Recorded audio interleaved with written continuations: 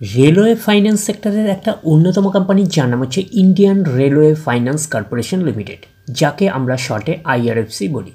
আইআরএফসির হচ্ছে quarter 3 result out হয়ে গেছে। কোয়ার্টার 3 রেজাল্টের পারফরমেন্স কী টাইপের দিয়েছে আইআরএফসি, সেটাকে নিয়ে অ্যানালিসিস করব। তার আগে আমরা কোম্পানিটার হচ্ছে চার্ট প্যাটার্নটাকে নিয়ে অ্যানালিসিস করব, দেখব যে শেয়ার হোল্ডারদের কতটা রিটার্ন জেনারেট করেছে বা ওয়েলথ ক্রিয়েট করে দিয়েছে, সেটাকে নিয়ে আগে আমরা ফার্স্ট অ্যানালিসিস করব। আফটার দ্যাট হচ্ছে আমরা কোম্পানিটার হচ্ছে কোয়ার্টার 3 রেজাল্টের পারফরমেন্স কী টাইপের দিয়েছে সেটাকে নিয়ে অ্যানালিসিস করব। তো কোম্পানিটা হচ্ছে বেসিক্যালি হচ্ছে রেলওয়ে সেক্টরে কিন্তু ফাইন্যান্স প্রোভাইড করাই হচ্ছে এই কোম্পানিটার হচ্ছে মেন কাজ, এবং কোম্পানিটা হচ্ছে মনোপলি ব্যবসা করছে। তো কোম্পানিটা হচ্ছে এখন ট্রেড করছে কত, 153 টাকা 75 পয়সায় এখন ট্রেড করছে। আমরা যদি চলে যাই কোম্পানিটার মার্কেট ক্যাপিটালাইজ হচ্ছে 2 লাখ কোটি টাকার মার্কেট ক্যাপিটালাইজ, অর্থাৎ এই কোম্পানিটাকে আমরা ব্লু চিপ লার্জ ক্যাপ টাইপের কোম্পানি হিসাবে কিন্তু কনসিডার করতেই পারি।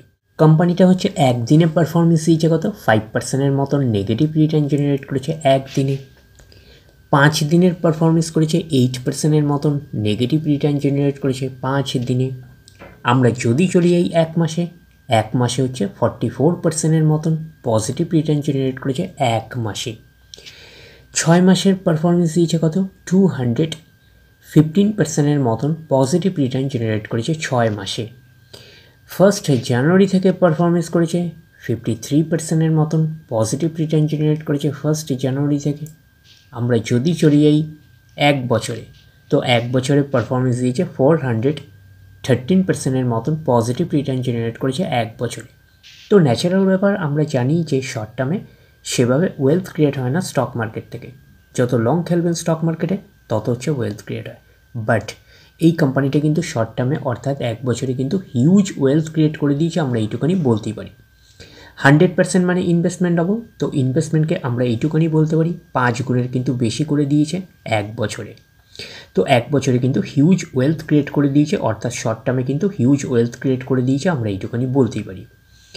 তো এখন দেখার বিষয় কোম্পানিটা কি লং টার্মে ভালো পারফরমেন্স করেছে, লং টার্মে কি শেয়ার হোল্ডারদের ওয়েলথ ক্রিয়েট করে দিয়েছে, সেটাই কিন্তু এখন আমাদের দেখার বিষয়। তাহলে আমরা চলে যাচ্ছি কোম্পানিটার ম্যাক্সিমাম চার্ট প্যাটার্নে। তাহলে ম্যাক্সিমাম চার্ট প্যাটার্ন হিসাবে পারফরমেন্স করেছে 520% মতন পজিটিভ রিটার্ন জেনারেট করেছে অল টাইম বা ম্যাক্সিমাম।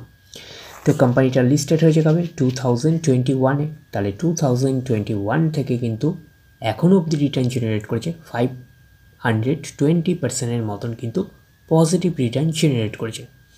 তো ম্যাক্সিমাম চার্ট প্যাটার্নটা লেফট টু রাইট ওপরের দিকে মুভ করছে, তো সেই হিসাবে কিন্তু একটা ডিসেন্ট টাইপের চার্ট প্যাটার্ন হিসাবে আমরা কনসিডার করতে পারি। বাট এইটুকুনি বলতে পারি কোম্পানিটা বেশি দিন হয়নি লিস্টেড হয়েছে, 2021-এর পরে 22, 23 অ্যান্ড 24, তার মানে হচ্ছে অ্যাপ্রক্স হচ্ছে বলতে পারেন আপনারা 3 বছর হয়েছে কোম্পানিটা লিস্টেড হয়েছে। তো সেই কারণে আমরা বেশি দিনের ডেটা হিস্ট্রি অ্যাভেলেবেল পাচ্ছি না, তো সেই কারণে ম্যাক্সিমাম চার্ট প্যাটার্নটাকে ডিসেন্ট হিসাবে কনসিডার করতে পারছি না। বাট এইটুকুনি বলতে পারি যে 3 বছরের পারফরমেন্স হিসাবে কিন্তু একটা ডিসেন্ট টাইপের পারফরমেন্স করেছে, আমরা এইটুকুনি বলতেই পারি। তো এইবারে আমরা চলে যাব কোম্পানিটার হচ্ছে কোয়ার্টার 3 রেজাল্টের পারফরমেন্স কী টাইপের দিয়েছে। তাহলে আমরা চলে যাচ্ছি কোম্পানিটার কোয়ার্টার 3 রেজাল্টে। আমরা চলে আসলাম কোম্পানিটার হচ্ছে কোয়ার্টার 3 রেজাল্টে। আগে আমরা আমরা দেখে নেব যে সিকোয়েন্সগুলো ঠিকঠাকভাবে সাজানো রয়েছে নাকি, এটাকে আগে আমরা দেখে নেব। এটা হচ্ছে এই কোয়ার্টার, মিনস হচ্ছে কোয়ার্টার 3, এটা প্রিভিয়াস কোয়ার্টার, আর এটা হচ্ছে এক বছর আগে। তাহলে সিকোয়েন্সগুলো ঠিকঠাকভাবে সাজানো রয়েছে, আমরা এইটুকুনি বলতে পারি। তো অ্যামাউন্টগুলো কিসে দিয়েছে, অ্যামাউন্টগুলো কিন্তু মিলিয়নে দিয়েছে অ্যামাউন্টগুলো। এইবারে আমরা চলে যাব কোম্পানিটার টোটাল ইনকামে। তো টোটাল ইনকামে যাওয়ার আগে আমরা কি করব, একটু লার্জ করে অ্যাডজাস্ট করে নেব, তাহলে আপনাদের কাছে ব্যাপারটা আরও ভিজিবল হবে। তো এইবারে আমরা চলে যাচ্ছি কোম্পানিটার টোটাল ইনকামে। তাহলে আমরা কি পাচ্ছি, এই কোয়ার্টার মিস হচ্ছে কোয়ার্টার 3-তে কত পাচ্ছি, কোয়ার্টার 3-তে পাচ্ছি 67,453। প্রিভিয়াস কোয়ার্টারে ছিল কত, 67,674, এবং এক বছর আগে ছিল 62,220। তাহলে এক বছর আগের 62,220টা এখন কত হয়ে গেছে, 67,453।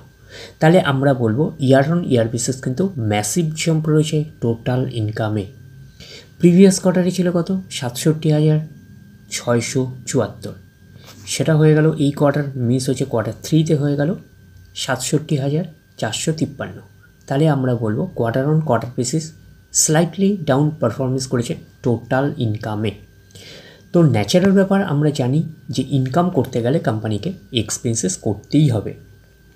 এখন দেখার বিষয়ে কোম্পানিটা ইনকাম করতে গিয়ে কতটা এক্সপেন্সেস করেছে। তাহলে আমরা চলে আসলাম টোটাল এক্সপেন্সেসে। এই কোয়ার্টার মিস হচ্ছে কোয়ার্টার 3তে 51,410, প্রিভিয়াস কোয়ার্টারে ছিল কত 52,176, এবং এক বছর আগে ছিল 45,885। তাহলে এক বছর আগের 45,885টা এখন কত হয়ে গেছে 51,410। তাহলে আমরা বলবো ইয়ার অন ইয়ার বেসিস কিন্তু জাম্প রয়েছে টোটাল এক্সপেন্সেসে। প্রিভিয়াস কোয়ার্টারে ছিল কত 52,176, সেটা হয়ে গেল এই কোয়ার্টার মিস হচ্ছে কোয়ার্টার 3তে হয়ে গেল কত 51,410। তাহলে আমরা বলবো কোয়ার্টার অন কোয়ার্টার বেসিস হচ্ছে ডাউন পারফরমেন্স করেছে, আমরা এইটুখানি বলতে পারি টোটাল এক্সপেন্সেসে। তো এইবারে আমরা বের করব কি, এইবারে আমরা বের করব হচ্ছে অপারেটিং প্রফিট। কি করে বের করব, টোটাল ইনকাম থেকে টোটাল এক্সপেন্সেস আমরা বাদ দেব, বাদ দেওয়ার পরে যেটা পড়ে থাকবে সেটা হচ্ছে অপারেটিং প্রফিট।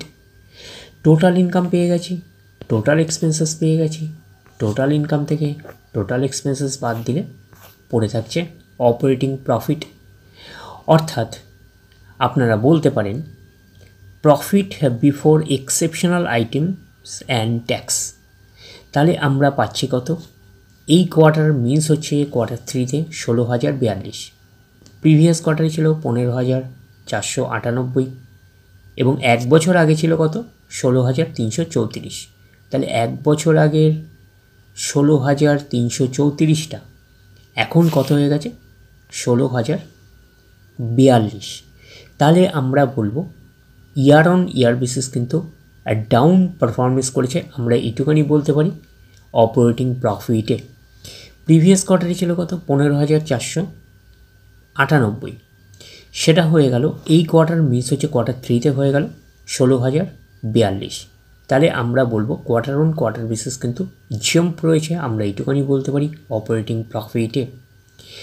তো অপারেটিং প্রফিটটাই নিশ্চয়ই কোম্পানির মেন প্রফিট হয় না, তারপরে কী করতে হবে, তারপরে বিভিন্ন অ্যাডজাস্টমেন্ট থাকলে সেগুলো প্লাস মাইনাস হবে, গভর্নমেন্টকে ট্যাক্স পে করতে হবে, গভর্নমেন্টকে ট্যাক্স পে করার পরে কোম্পানির কাছে যেটা পড়ে থাকবে সেটা হচ্ছে কোম্পানির নেট প্রফিট বা ফাইনাল প্রফিট হয়। বাট এই কোম্পানিটা হচ্ছে আইআরএফসি, এই কোম্পানিটাকে কোনো কিন্তু ট্যাক্স দিতে হয় না, এইটুখানি কিন্তু মাথায় রাখবেন। ট্যাক্স ফ্রি কোম্পানি, অর্থাৎ ট্যাক্স লাগে না এই কোম্পানিটার ক্ষেত্রে। তো এটা কিন্তু একটা বড় অ্যাডভান্টেজেস আমরা এইটুখানি বলতে পারি কোম্পানিটার ক্ষেত্রে। তো দেখতেই পাচ্ছেন ট্যাক্সের জায়গাগুলো আপনারা নীল দেখতে পাচ্ছেন, তার মানে এই কোম্পানিটার ক্ষেত্রে কিন্তু ট্যাক্স দিতে হয় না। তাহলে পুরোপুরি হচ্ছে অপারেটিং প্রফিটটাই হচ্ছে পুরোপুরি এই কোম্পানিটার নেট প্রফিট হিসাবে আমরা কনসিডার করতেই পারি, যেহেতু ট্যাক্স দিতে হয় না কোম্পানিটাকে। তো এটা একটা বড় বেনিফিট রয়েছে শেয়ার হোল্ডারদের, আমরা বলতে পারি। তো ওভারঅল আমরা বলতে পারি। আচ্ছা, তার আগে এবার আমরা চলে যাব কোম্পানিটার হচ্ছে ইপিএসে, অর্থাৎ আর্নিং পার শেয়ারে।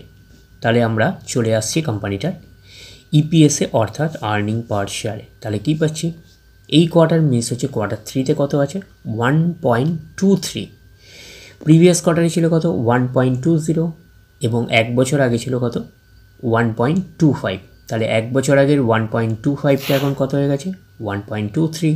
তাহলে আমরা বলবো ইয়ার অন ইয়ার বেসিস কিন্তু ডাউন পারফরমেন্স করেছে ইপিএসে অর্থাৎ আর্নিং পার শেয়ারে। প্রিভিয়াস কোয়ার্টারে ছিল কত 1.20, সেটা হয়ে গেল এই কোয়ার্টার মিন্স হচ্ছে কোয়ার্টার 3তে হয়ে গেল 1.23। তাহলে আমরা বলবো কোয়ার্টার অন কোয়ার্টার বেসিস কিন্তু জাম্প রয়েছে ইপিএসে অর্থাৎ আর্নিং পার শেয়ারে। তো ন্যাচারাল ব্যাপার আমরা জানি যে নেট প্রফিটের রিফ্লেকশনটা ইপিএসে পাই, তো নেট প্রফিটের রিফ্লেকশনটা আমরা ইপিএসে পেয়েছি। বাট এখানে নেট প্রফিট বলতে আমরা অপারেটিং প্রফিটটাকেই বোঝাবো, যেহেতু কোম্পানিটাকে ট্যাক্স দিতে হয় না। তাহলে ক্লিয়ার ব্যাপারটা। তাহলে ওভারঅল আমাদের কাছে কনক্লুশন কী আসলো, যে আইআরএফসি এই কোম্পানিটা হচ্ছে রেলওয়ে ফাইন্যান্স সেক্টরের একটা অন্যতম কোম্পানি, এবং রেলওয়ে ফাইন্যান্স সেক্টরে কিন্তু একটা মনোপলি টাইপের ব্যবসা করছে। রেলওয়ে সেক্টরে কিন্তু একমাত্র ফাইন্যান্স প্রোভাইড করে এই একটা মাত্রই কোম্পানি, যার নাম হচ্ছে আইআরএফসি। তো সেই কারণে কিন্তু কোম্পানিটা কিন্তু মনোপলি ব্যবসা করছে। তো ওভারঅল আমরা এইটুখানি বলতে পারি যে কোম্পানিটার হচ্ছে Q3 রেজাল্টটা আমরা এইটুখানি বলতে পারি যে সুপার হিট না হলেও অ্যাটলিস্ট আমরা বলতে পারি একটা ওকে টাইপের একটা পারফরমেন্স করেছে, আমরা কিন্তু এইটুখানি বলতেই পারি। তাহলে ওভারঅল ভিউটা আপনাদের কাছে ক্লিয়ার। তাহলে এই অবধি, নেক্সট ভিডিওতে আবার আপনাদের সাথে আমার দেখা হচ্ছে। ধন্যবাদ।